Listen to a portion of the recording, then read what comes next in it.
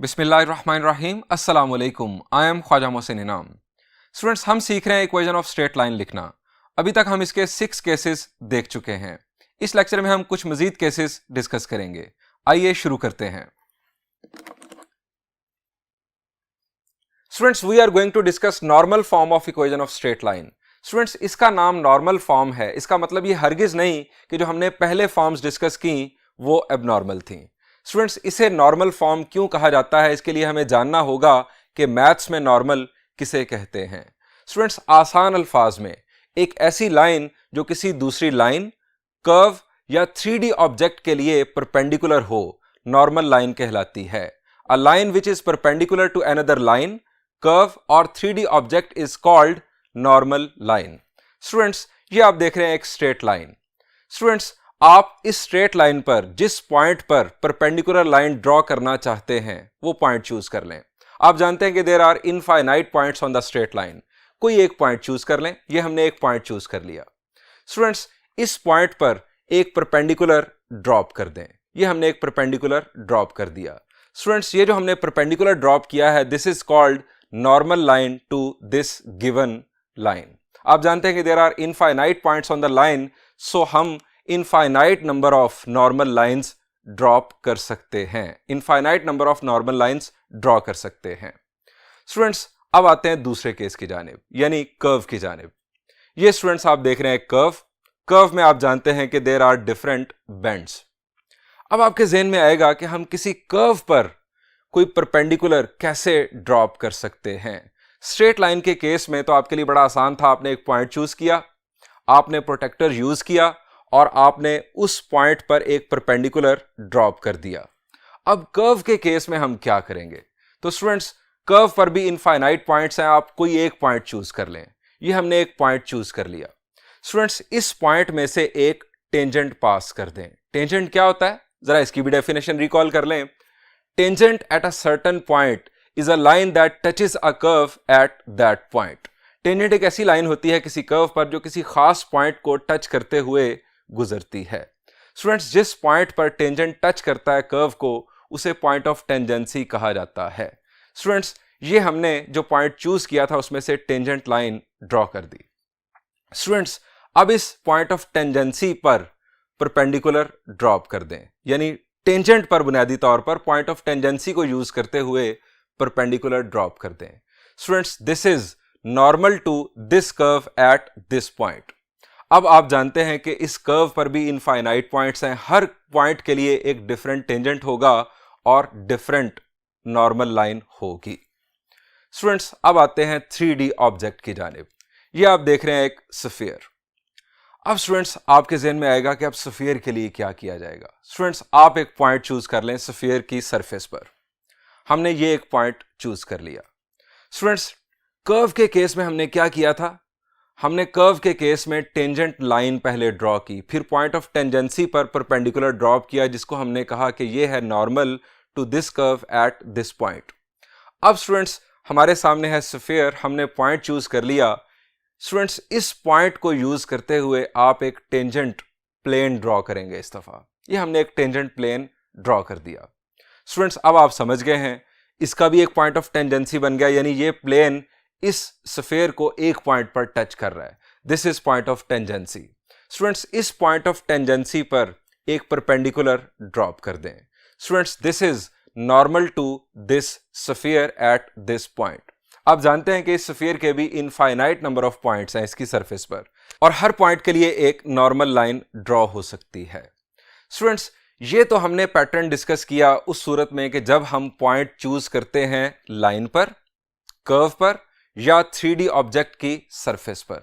Students, normal draw करने का एक और तरीकेकार भी है। आप point away from the line, away from the curve या away from the 3D object choose कर सकते हैं। स्टूडेंट्स, सिंपलेस्ट केस देखते हैं। ये अगेन हमारे पास आ गई स्ट्रेट लाइन। स्टूडेंट्स, अब हम पॉइंट चूज कर रहे हैं अवे फ्रॉम द लाइन। ये हमने एक पॉइंट चूज किया। इस पॉइंट से अब हमने नॉर्मल लाइन ड्रॉ करनी है गिवन लाइन पर। इस पॉइंट से हमने एक परपेंडिकुलर ड्रॉप करना है गिवन लाइन पर। स्टूडेंट्स, मेरा सवाल आपसे यह है कि हम कितनी डिफरेंट लाइंस ड्रॉ कर सकते हैं इस पॉइंट से इस लाइन तक? The answer is infinite number of lines can be drawn. Students, इनमें से नॉर्मल लाइन कौन सी होगी आपके ख्याल से? नॉर्मल लाइन वो होगी जो परपेंडिकुलर तो होगी, लेकिन स्टूडेंट्स इस केस में हम इसको डिफरेंट वे से डिफाइन करेंगे। Students, the shortest line between the point and the given line will be normal line. The shortest line between point and given line will be the normal line to this given line. अब आ जाएं curve के case में। अब एक point हमने choose कर लिया away from the curve. Students, इस पॉइंट से कर्व तक जो शॉर्टेस्ट लाइन बनेगी वो होगी नॉर्मल लाइन, इस पॉइंट के रेफरेंस से। यानी हमने इस पॉइंट को यूज करते हुए ये एक नॉर्मल लाइन ड्रॉ कर दी। इसके अलावा आप कोई भी लाइन ड्रॉ करेंगे कर्व की जानिब तो वो इसकी निस्बत लॉन्ग होगी। ये शॉर्टेस्ट लाइन है जो हमने इस पॉइंट से ड्रॉ की। अब आ जाए स्टूडेंट्स सफेयर के केस में। ये हमने अवे फ्रॉम द सफेयर एक पॉइंट चूज किया। इस पॉइंट से आप infinite number of line sphere की तरफ ड्रॉ कर सकते हैं, लेकिन इनमें से जो शॉर्टेस्ट लाइन होगी that line will be called normal line. ये स्टूडेंट्स हमने नॉर्मल लाइन की डेफिनेशन और उसकी एक्सप्लेनेशन अच्छी खासी देख ली। अब हम देखते हैं कि normal form of equation of straight line क्या है। स्टूडेंट, स्टेटमेंट है equation of a straight line such that length of normal from origin to line is p and theta is the angle anti clockwise between normal and positive x axis is x cosine theta plus y sine theta is equal to p। Students, हमें कहा जा रहा है कि अगर हमारे पास किसी straight line के लिए ओरिजिन से ड्रॉ होने वाले नॉर्मल की लेंथ मौजूद हो और उस नॉर्मल का पॉजिटिव एक्स एक्सिस के साथ बनने वाला एंटी क्लॉकवाइज एंगल मौजूद हो, तो हम इस फार्मूला को यूज करते हुए उस लाइन की इक्वेशन लिख सकते हैं। स्टूडेंट्स, आपको डायग्राम की मदद से समझाता हूं जरा तफसील के साथ। ये हमारे पास एक एक्स वाई प्लेन, फर्ज किया कि इस प्लेन में ये एक लाइन है। स्टूडेंट्स, हमें यहां पर नॉर्मल का जो जिक्र किया गया वो है फ्रॉम ओरिजिन टू लाइन। ये स्टूडेंट्स ओरिजिन आप जानते हैं। ओरिजिन से इस लाइन की तरफ हमने नॉर्मल लाइन ड्रॉ करनी है। अब स्टूडेंट्स, ओरिजिन से इस लाइन की तरफ हम infinite number of lines draw कर सकते हैं, लेकिन जो शॉर्टेस्ट लाइन होगी वो होगी normal to this line. That line will be perpendicular to this line. Students, ये हमने नॉर्मल लाइन ड्रॉ कर दी। Normal line will always be perpendicular to the given line. Students, इस नॉर्मल लाइन की length हमें कहा गया है कि p है और इसका पॉजिटिव x एक्सिस के साथ जो बनने वाला एंगल है that is theta, anti clockwise angle. Students, अगर किसी स्ट्रेट लाइन के लिए ये दो इंफॉर्मेशंस हमें गिवन हो तो हम लेंथ ऑफ नॉर्मल यहां पुट करेंगे, वो थीटा की वैल्यू यहां पुट करेंगे, हमारे पास उस लाइन की इक्वेशन आ जाएगी। स्टूडेंट्स, इस नॉर्मल फॉर्म के लिए जो बुक में स्टेटमेंट है उसमें कुछ मिस्टेक्स हैं, मैं उनका जरूर तज़किरा करना चाहता हूं। स्टूडेंट्स, यहां पर लिखा गया है equation of a straight line.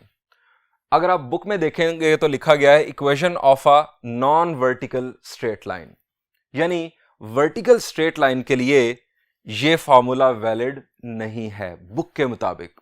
Students, ये बात गलत है। ये फॉर्मूला वर्टिकल लाइन के लिए भी वैलिड है। ये किस चीज के लिए, किस लाइन के लिए ये वैलिड नहीं है, ये मैं आपको अभी बताता हूं, लेकिन ये वर्टिकल लाइन के लिए वैलिड है। किस तरह से, जरा देखिए।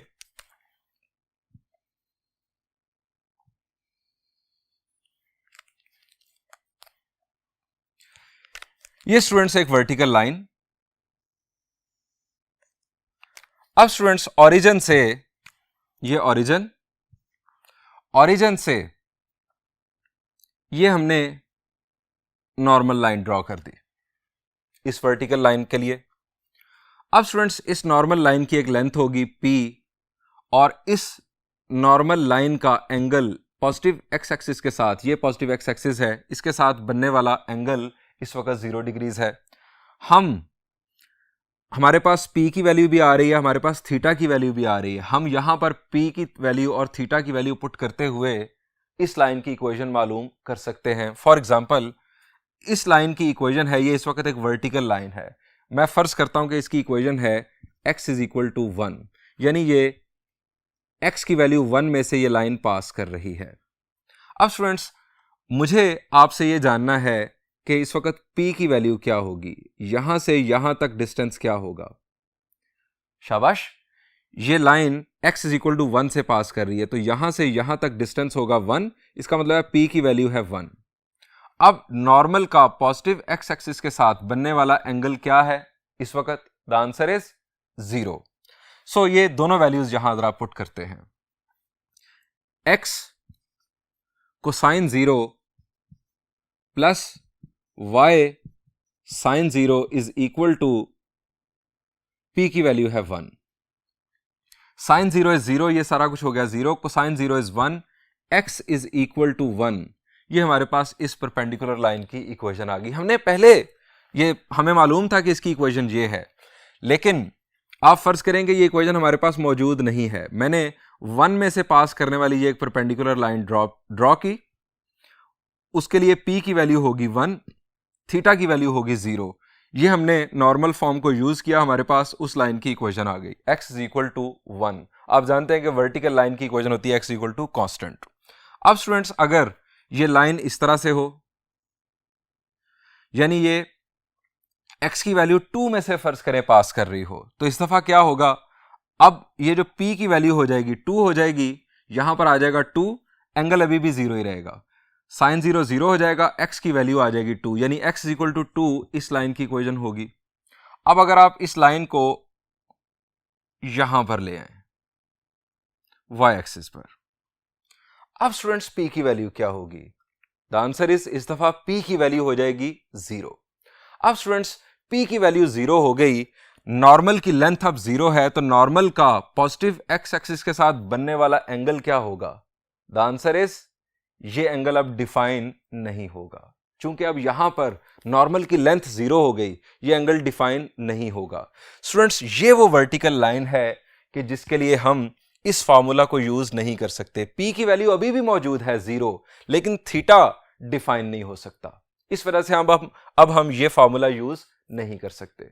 स्टूडेंट्स, यही मामला होगा कि जब लाइन हॉरिजॉन्टल होगी और ओरिजिन से पास कर रही होगी। जब लाइन ओरिजिन से पास कर रही होगी तो p की वैल्यू तो हो जाएगी 0, लेकिन थीटा डिफाइन नहीं हो सकेगा। यही मामला होगा ऐसी स्लांट लाइन के लिए जो ओरिजिन से पास कर रही होगी। सो बुक में जो लिखा गया है कि ये फार्मूला वैलिड है नॉन वर्टिकल स्ट्रेट लाइन के लिए, स्टूडेंट्स ये बात गलत है। ये उन तमाम लाइंस के लिए फार्मूला वैलिड है कि जो ओरिजिन से पास ना कर रही हो।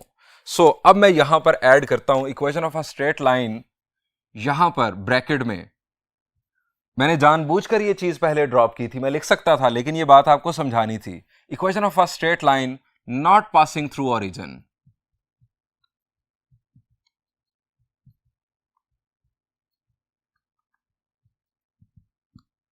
यानी ये फॉर्मूला उन तमाम लाइंस के लिए वैलिड है जो ओरिजिन से पास ना कर रही हो, चाहे वो वर्टिकल लाइंस हो, चाहे वो हॉरिजॉन्टल लाइंस हो, चाहे वो स्लांट लाइंस हो।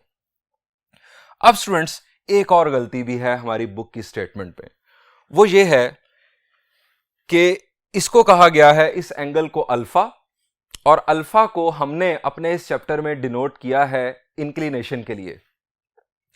अल्फा इज द इंक्लिनेशन लिखा गया, alpha is the inclination of normal, alpha is the inclination of normal. Students, ये बात भी गलत है। अब ये बात किस तरह से गलत है? स्टूडेंट्स, इंक्लिनेशन ऑफ लाइन की हमने डेफिनेशन क्या पढ़ी थी? It is the counter clockwise angle measured from positive x axis to line. Positive x axis से लाइन की तरफ एंटी क्लॉकवाइज एंगल जो मेजर किया जाता है, that is called inclination of the line. अब स्टूडेंट्स, हमने इसकी रेंज भी पढ़ी थी, और रेंज थी इसकी अल्फा ग्रेटर देन और equal to 0 degrees but less than 180 degrees. ये हमने इसकी रेंज पढ़ी थी।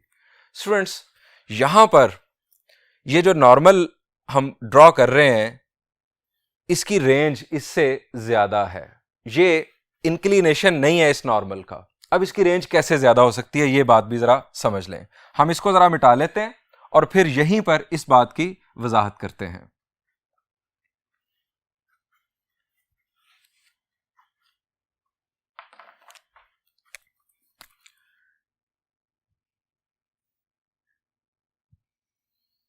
ये स्टूडेंट्स हमारे पास एक्स वाई प्लेन। स्टूडेंट्स ये जो ब्लैक मार्कर है ये आपने कंसिडर करना है कि ये हमारी स्ट्रेट लाइन है जिसकी हमने इक्वेशन लिखनी है, और ये रेड मार्कर ये वक्तन फक्तन मैं नॉर्मल लाइन के लिए यूज करूंगा। स्टूडेंट्स यहां पर है हमारी लाइन, स्टार्टिंग हमारी यहां पर है, तो नॉर्मल जो होगा वो यहां पर होगा। ओरिजिन से जो शॉर्टेस्ट डिस्टेंस है इस लाइन का, जो ओरिजिन से परपेंडिकुलर हम ड्रॉप कर रहे हैं, ये होगा हमारा नॉर्मल रेड मार्कर। स्टूडेंट्स इस वक्त नॉर्मल की एक लेंथ भी होगी और एंगल भी होगा। एंगल क्या होगा नॉर्मल का पॉजिटिव एक्स एक्सिस के साथ? द आंसर इज 0 डिग्रीज, यानी स्टार्टिंग हो गई 0 डिग्रीज से। अब स्टूडेंट्स ये लाइन घूमना शुरू हुई, ये लाइन इस तरह से हो गई। अब ये नॉर्मल होगा यहां पर। अब इस नॉर्मल का जो एंगल होगा वो होगा एक्यूट। लाइन जब यहां से यहां तक पहुंचेगी तो इस दौरान जो एंगल होगा वो होगा एक्यूट, यानी greater than 0 but less then 90। जब लाइन यहां पर आ जाएगी तो नॉर्मल होगा यहां पर, अब एंगल होगा 90 डिग्रीज। जब लाइन यहां से यहां तक आएगी इस तरह से घूम के, तो उस वक्त जो एंगल होगा वो greater than 90 but less than 180 होगा, यानी एंगल होगा ऑब्ट्यूज। यहां पर जब लाइन आ गई तो एंगल हो जाएगा 180 डिग्रीज। ये होगा हमारा नॉर्मल। नॉर्मल का पॉजिटिव एक्स एक्सिस के साथ बनने वाला एंगल इस दफा हो जाएगा 180 डिग्रीज। अब स्टूडेंट्स हम आ गए यहां पर, लाइन फर्दर रोटेट हुई तो नॉर्मल लाइन ड्रॉ होगी यहां पर। यहां पर अब नॉर्मल लाइन ड्रॉ होगी तो हमारा जो एंगल होगा वो greater than 180 but less then 270 होगा। जब लाइन यहां पर आ जाएगी तो फिर हमारा जो एंगल होगा वो 270 डिग्रीज हो जाएगा, चूंकि हमारा नॉर्मल होगा यहां पर, और एंटी क्लॉकवाइज एंगल जो है वो हम इस तरह से देखते हैं, एंगल हमारा होगा 270 डिग्रीज। अब जब लाइन यहां पर पहुंचेगी तो एंगल 270 डिग्रीज से ग्रेटर होगा, क्योंकि नॉर्मल हमारा यहां पर होगा, 270 डिग्रीज से ग्रेटर होगा और 360 डिग्रीज से लेस होगा। जब लाइन यहां पर वापस आ जाएगी तो एंगल दोबारा से 0 डिग्रीज हो जाएगा। इसका मतलब यह है कि ये हम इस लाइन को जब रोटेट कर रहे हैं तो हमारा जो एंगल है वो 180 डिग्रीज से इंक्रीज कर जाता है। This is not the inclination of this normal line, this is simple angle of this normal line to positive x axis, anti clockwise angle. So theta की रेंज हम यहां पर लिख लेते हैं, इसको मिटा लेते हैं, और अब इसके लिए दो खास बातें जो हमने कंक्लूड की हैं वो लिख लेते हैं।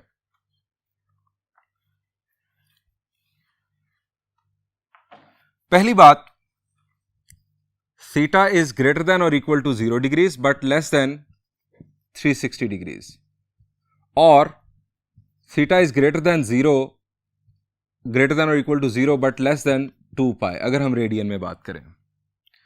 और स्पेशल नोट,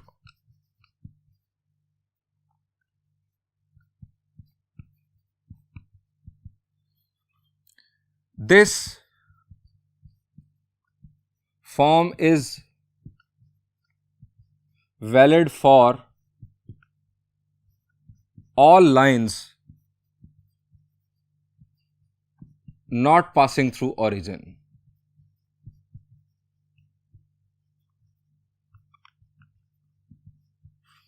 या दूसरी तरह से अगर हम बात करें तो ये फार्मूला उन लाइंस के लिए वैलिड नहीं है जो ओरिजिन से पास कर रही हों, इसके अलावा तमाम लाइंस के लिए वैलिड है। आइए स्टूडेंट्स अब इस फार्मूला का प्रूफ देखते हैं। ये स्टूडेंट्स मैंने एक स्लांट लाइन ड्रॉ कर दी, ये ओरिजिन से नॉर्मल लाइन ड्रॉ कर दी, इस नॉर्मल लाइन ने इस लाइन को आर पॉइंट पर इंटरसेक्ट किया। स्टूडेंट्स इस नॉर्मल की लेंथ होगी P। इस नॉर्मल का पॉजिटिव एक्स एक्सिस के साथ बनने वाला जो एंगल है that is anti clockwise angle, that is theta. चूंकि ये नॉर्मल लाइन है सो यहां पर हमारे पास होगा राइट एंगल। अब आप समझ सकते हैं कि अगर ये राइट एंगल है तो ये भी राइट एंगल होगा, क्योंकि एंगल ऑन स्ट्रेट लाइन होता है 180, अगर ये 90 है तो ये भी 90 होगा। हमें ये फॉर्मूला ड्राइव करना है। हम लिखेंगे refer to diagram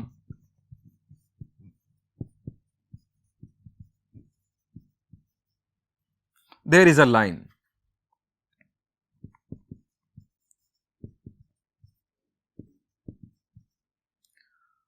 OR is normal to given line from origin। OR जो है नॉर्मल है लाइन के लिए फ्रॉम ओरिजिन से, यानी ओरिजिन से हमने ये नॉर्मल लाइन ड्रॉ की। गिवन है हमारे पास इस नॉर्मल लाइन की लेंथ, OR का जो मैग्नीट्यूड है that is equal to P, और दूसरी चीज जो गिवन है वो है पॉजिटिव एक्स एक्सिस के साथ बनने वाला इसका एंगल दैट इज XOR। ये एंगल इसको हम कह रहे हैं theta. Let line intersects X axis and y-axis at A and B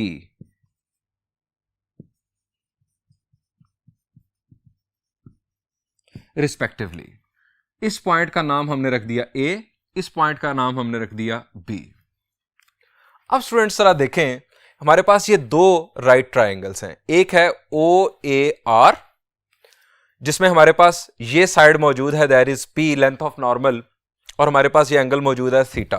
और दूसरी राइट ट्राइंगल है ORB, अगेन इसमें हमारे पास एक साइड मौजूद है दैट इज P, और एंगल हमारे पास इस राइट ट्राइंगल में यहां पर क्या होगा? द आंसर इज ये टोटल एंगल है यहां से यहां तक 90, तो ये एंगल होगा हमारे पास 90 माइनस थीटा। स्टूडेंट्स अगर हम इस राइट ट्राइंगल को यूज करें, यानी राइट ट्राइंगल OAR को, इसमें हमारे पास ये साइड मौजूद है, ये एंगल मौजूद है, हम OA लेंथ मालूम कर सकते हैं। OA लेंथ से हमें मिल जाएगा in fact x intercept of the line. इसी तरह ORB राइट ट्राइंगल को यूज करते हुए हम OB लेंथ मालूम कर सकते हैं। OB लेंथ से हमें मिल जाएगा y intercept of the line. Students जब दोनों इंटरसेप्ट मिल जाएंगे तो हम टू इंटरसेप्ट फॉर्मूला यूज करेंगे और हम बढ़ जाएंगे इस प्रूफ की जानिब, यानी हम ये प्रूफ करने में कामयाब हो जाएंगे। किस तरह से आपको बताता हूं। Since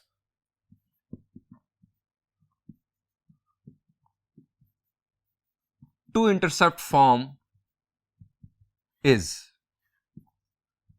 x over a plus y over b is equal to 1। x के नीचे x इंटरसेप्ट और y के नीचे y इंटरसेप्ट। हेयर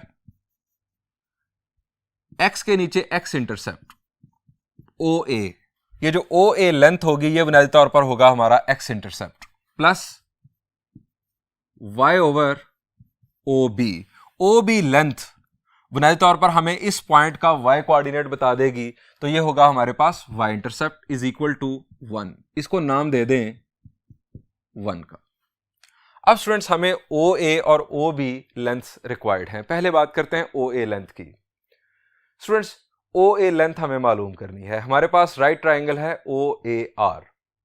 स्टूडेंट्स ये राइट एंगल के अपोजिट साइड हमेशा कौन सी होती है? The answer is hypotenuse. Right angle के अपोजिट साइड ये आ गई हाइपोटेन्यूज। हाइपोटेन्यूज हमें मालूम करना है।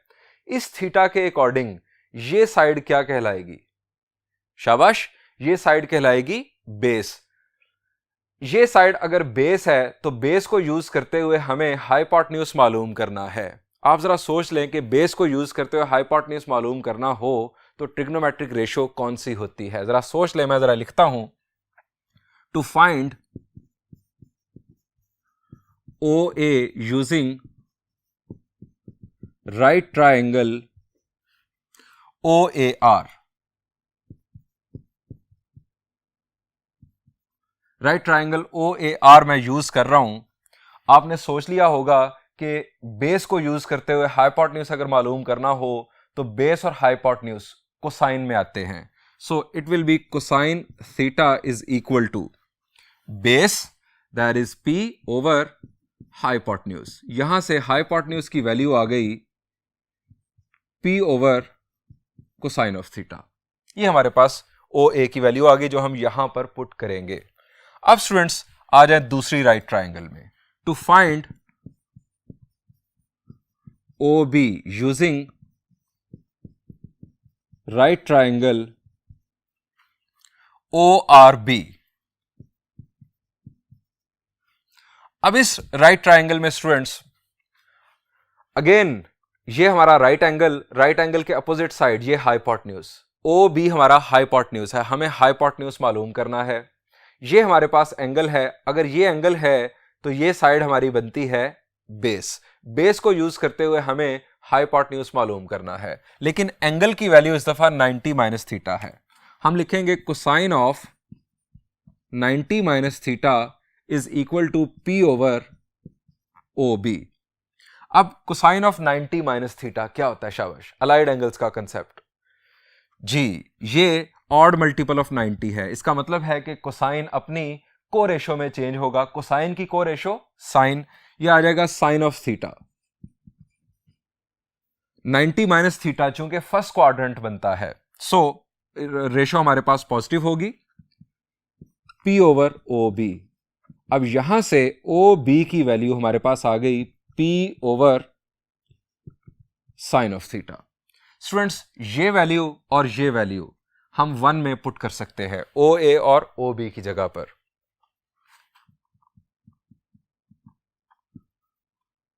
Putting values in 1.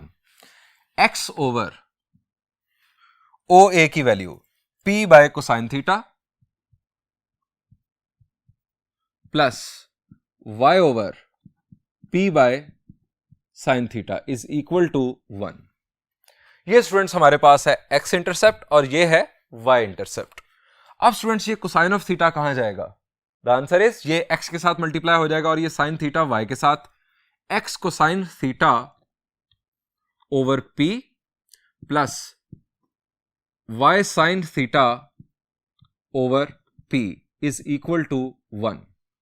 अब क्या करें जी? हम पूरी इक्वेशन को अगर P से मल्टीप्लाई कर दें और यहां पर देखेंगे P जो है वो नॉन जीरो होना चाहिए. चूंकि हम इससे मल्टीप्लाई कर रहे हैं, कभी भी हम जीरो से किसी इक्वेशन को मल्टीप्लाई नहीं कर सकते.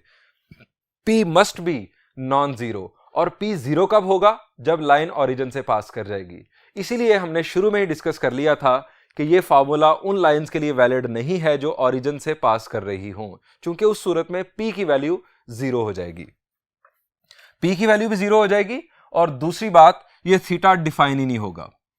P से मल्टीप्लाई करेंगे तो X cosine theta plus Y sine theta is equal to P. ये स्टूडेंट्स हमारे पास नॉर्मल फॉर्म का फॉर्मूला ड्राइव हो गया. स्टूडेंट्स इसका एक छोटा सा एग्जांपल के जरिए यूज भी देखते हैं. फर्ज करें कि एक लाइन है जिसका हमें लेंथ ऑफ नॉर्मल गिवन है और उस नॉर्मल का एंगल पॉजिटिव एक्स एक्सिस के साथ जो बन रहा है वो भी गिवन है. Right equation of normal equation of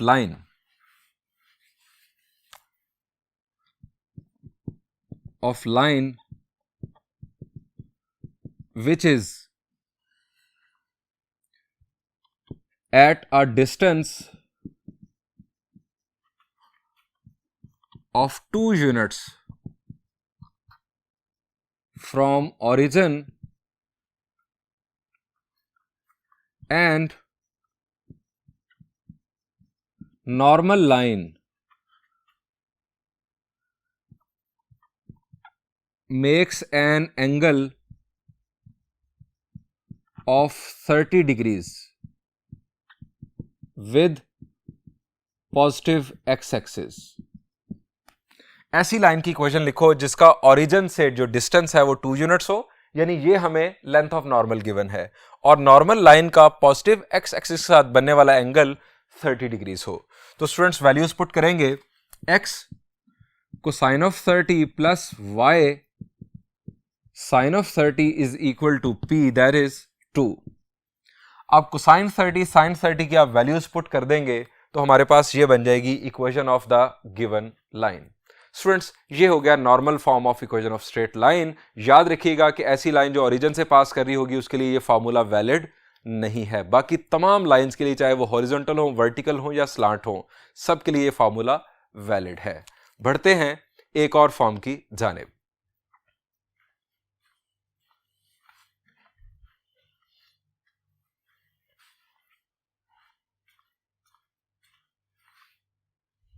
students, we are going to discuss symmetric form of equation of straight line. अगर हमें किसी लाइन का इंक्लिनेशन और कोई एक पॉइंट गिवन हो तो हम इस फॉर्म को यूज करते हुए उस लाइन की इक्वेशन लिख सकते हैं। स्टूडेंट्स, मेरा सवाल आपसे यह है कि अगर हमें एक पॉइंट गिवन होगा और उसके साथ इंक्लिनेशन गिवन होगा तो हम कोई और फॉर्म यूज नहीं कर सकते? जरा रिकॉल करें, शाबाश। The answer is yes, we can use point slope form. Inclination से हम स्लोप मालूम कर सकते हैं। आप जानते हैं इंक्लिनेशन का स्लोप के साथ ताल्लुक, slope is equal to tangent of inclination. आप इंक्लिनेशन की वजह से स्लोप मालूम कर लें और पॉइंट स्लोप फॉर्मूला यूज करते हुए उस लाइन की इक्वेशन लिख लें। लेकिन स्टूडेंट्स, इस फॉर्म का भी एक मकसद है जो आपको थोड़ी देर बाद मैं बताता हूं। स्टूडेंट्स, पहले हम इसका प्रूफ देख लेते हैं कि ये फॉर्म बनी कैसे। गिवन है हमारे पास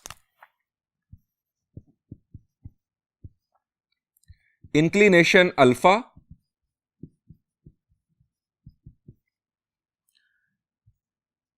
and a point x1 y1। हम एक आर्बिट्रेरी पॉइंट लेट कर लेते हैं जो कि इक्वेशन के अंदर वेरिएबल इंट्रोड्यूस करवाएगा। जो गिवन पॉइंट है उसके तो बेसिकली कोऑर्डिनेट्स आ जाने हैं, नंबर्स आ जाने हैं। हमें इक्वेशन में वेरिएबल्स भी चाहिए। हम पॉइंट लेट करते हैं arbitrary. Let p x, y be N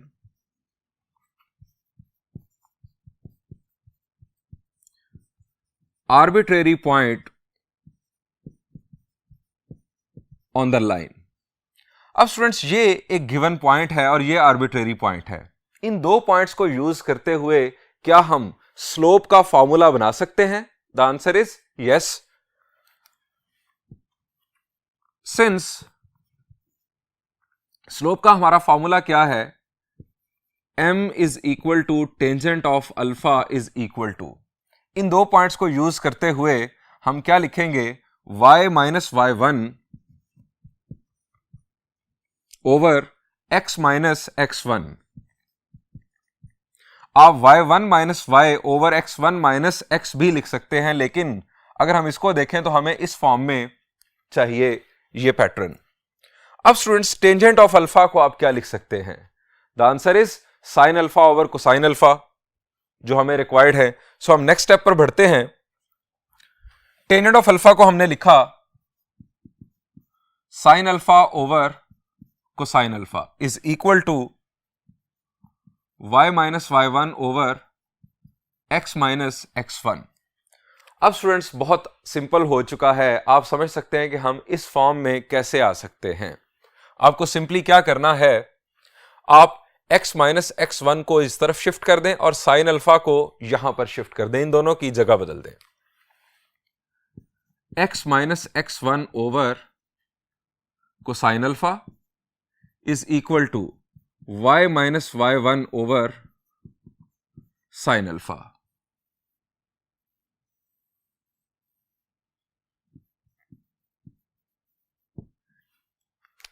students, अब देखते हैं सिमेट्रिक फॉर्म का यूज।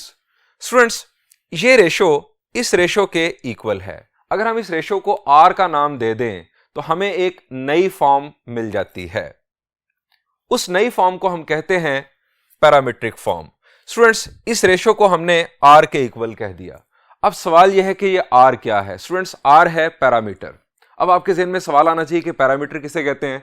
स्टूडेंट्स, हमने चैप्टर 1 में पढ़ा था कि अगर हम अपने बेसिक वेरिएबल्स जो कि x, y और z होते हैं, अगर हम 3D की बात करें, 2 डायमेंशंस में x और y, अगर हम अपने बेसिक वेरिएबल्स को in terms of third variable express करें तो उस थर्ड वेरिएबल को हम पैरामीटर का नाम देते हैं।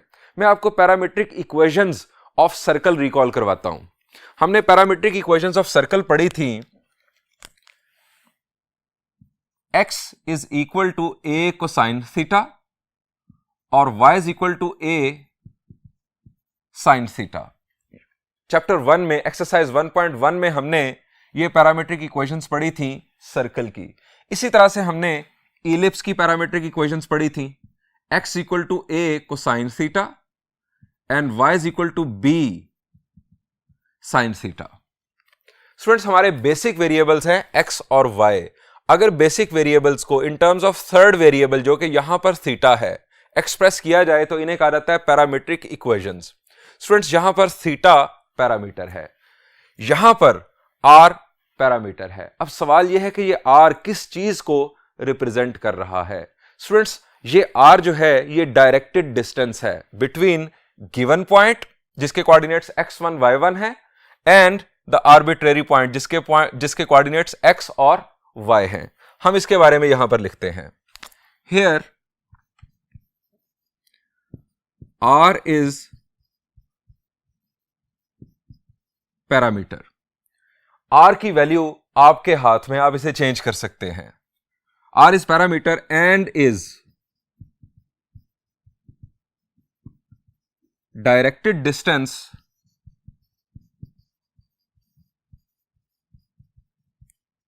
between given point and arbitrary point। अब ये देखते हैं कि हम r की वैल्यू को खुद कैसे चेंज कर सकते हैं। स्टूडेंट्स, इस पैरामीट्रिक फॉर्म से बुनियादी तौर पर हमें स्ट्रेट लाइन की पैरामीट्रिक इक्वेशंस मिल जाएंगी। जिस तरह ये सर्कल की पैरामीट्रिक इक्वेशंस हैं, ये इलिप्स की पैरामीट्रिक इक्वेशंस हैं, इसी तरह से हमें स्ट्रेट लाइन की पैरामीट्रिक इक्वेशंस मिल जाएंगी। स्टूडेंट्स, यहां पर अगर हम इन दोनों को इक्वेट कर ले, x minus x1 over cosine alpha is equal to r, तो कोसाइन अल्फा r के साथ मल्टीप्लाई होगा, x1 दूसरी तरफ जाकर ऐड होगा, तो हम x को लिख सकते हैं x is equal to x1 plus r cosine alpha. और इसी तरह से अगर हम इन दोनों को इक्वेट कर लें, y minus y1 over sine alpha is equal to r, तो y is equal to y1 plus r sine alpha. Students, ये दो हमारे पास पैरामीट्रिक इक्वेशंस आ गई लाइन की। इनके बारे में यहां पर लिख रहा हूं, parametric equations of line.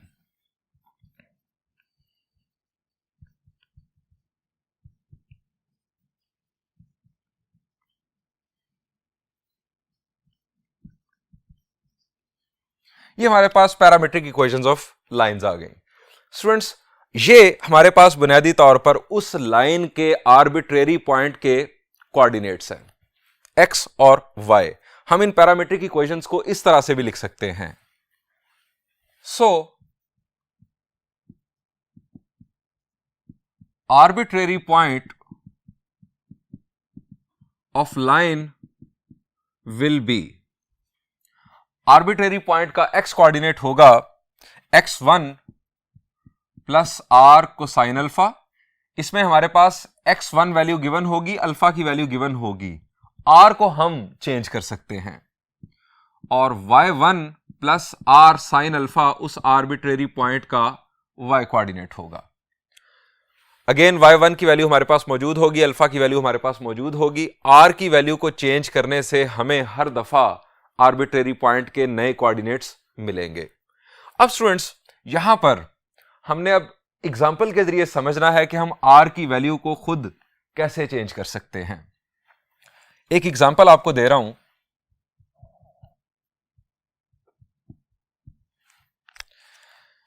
Right यानी प्रॉब्लम है, राइट पैरामीट्रिक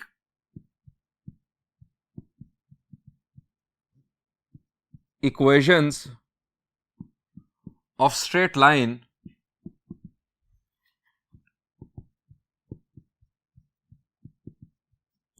passing through 1,1, इस पॉइंट से वो स्ट्रेट लाइन गुजर रही है, एंड इंक्लिनेशन इज 45 डिग्रीज। उस लाइन का इंक्लिनेशन जो है वो 45 डिग्रीज है। स्टूडेंट्स, पैरामीट्रिक इक्वेशंस ये है हमारी लाइन की। हमारे पास फर्स्ट पैरामीट्रिक इक्वेशन आएगी x is equal to x1 plus r cosine alpha. x1 की वैल्यू हमारे पास है 1, यानी गिवन पॉइंट का x coordinate 1 plus r cosine of 45 degrees. अब इसको फर्दर सिंप्लीफाई किया तो x is equal to 1 plus cosine 45 की वैल्यू क्या होती है 1 ओवर स्क्वायर रूट ऑफ 2। तो यहां पर आ गया r इंटू 1 ओवर स्क्वायर रूट ऑफ 2। ये स्टूडेंट्स हमारे पास एक पैरामीट्रिक इक्वेशन आ गई। दूसरी 1 plus r sine 45 y is equal to 1 plus r. ये स्टूडेंट्स हमारे पास उस लाइन की पैरामीट्रिक इक्वेशंस आ गई जो 1,1 पॉइंट से गुजर रही है और उसका इंक्लिनेशन है 45 डिग्रीज। अब स्टूडेंट्स हम इसको जरा ग्राफिकली समझते हैं कि r की वैल्यू का मतलब क्या है और हम इसे खुद किस तरह चेंज कर सकते हैं। ये स्टूडेंट्स XY प्लेन, वो लाइन जो 1,1 से गुजरेगी और उसका इंक्लिनेशन 45 डिग्रीज होगा, ये लाइन बुनियादी तौर पर फर्स्ट क्वाड्रेंट और थर्ड क्वाड्रेंट को बाइसेक्ट कर रही होगी। ये है स्टूडेंट्स वो लाइन, ये मैं रफ बना रहा हूं। इसका इंक्लिनेशन है 45 डिग्रीज और ये 1,1, 2,2, 3,3, 4,4 इन पॉइंट से गुजर रही है। स्टूडेंट्स, ये हमारे पास पैरामीट्रिक इक्वेशन है स्ट्रेट लाइन की। मैंने r के बारे में आपको यहां पर क्या बताया कि r जो है वो पैरामीटर है और r बुनियादी तौर पर रिप्रेजेंट कर रहा है डायरेक्टेड डिस्टेंस को between given point and arbitrary point. अब आप फर्ज करें कि हमारा 1,1 पॉइंट यहां पर मौजूद है, 1,1 पॉइंट यहां पर मौजूद है। हम इस पॉइंट से 2 यूनिट्स डिस्टेंस पर जो पॉइंट है उसके कोऑर्डिनेट्स मालूम करना चाहते हैं। इस पॉइंट से 2 यूनिट्स डिस्टेंस पर जो पॉइंट है उसके कोऑर्डिनेट्स मालूम करना चाहते हैं। अब स्टूडेंट्स, इस पॉइंट से 2 यूनिट्स डिस्टेंस पर एक पॉइंट इस तरफ भी हो सकता है और एक पॉइंट इस तरफ भी हो सकता है। एक के लिए आप r की वैल्यू पॉजिटिव पुट करेंगे और दूसरे के लिए r की वैल्यू नेगेटिव पुट करेंगे। स्टूडेंट्स, r की वैल्यू 2 पुट करने से आपको एक पॉइंट के x और y कोऑर्डिनेट्स मिल जाएंगे। यहां पर जब आप पुट करेंगे तो एक पॉइंट के x और y कोऑर्डिनेट्स मिल जाएंगे। जब आप r की वैल्यू -2 पुट करेंगे तो आपको दूसरे पॉइंट के x और y कोऑर्डिनेट्स मिल जाएंगे जो दूसरी जानिब 2 यूनिट्स डिस्टेंस पर होगा। इसी तरह अगर आप इस गिवन पॉइंट से 3 यूनिट्स डिस्टेंस पर जो पॉइंट है उसके कोऑर्डिनेट्स मालूम करना चाहते हैं तो आप r की वैल्यू 3 पुट कर देंगे। अगेन 3 यूनिट्स डिस्टेंस पर एक पॉइंट इस जानिब होगा, एक पॉइंट इस जानिब होगा। r की वैल्यू पॉजिटिव पुट करने से आप एक साइड के पॉइंट के x और y कोऑर्डिनेट्स मालूम कर लेंगे और r की वैल्यू नेगेटिव पुट करने से दूसरी साइड के पॉइंट के x और y कोऑर्डिनेट्स मालूम कर लेंगे।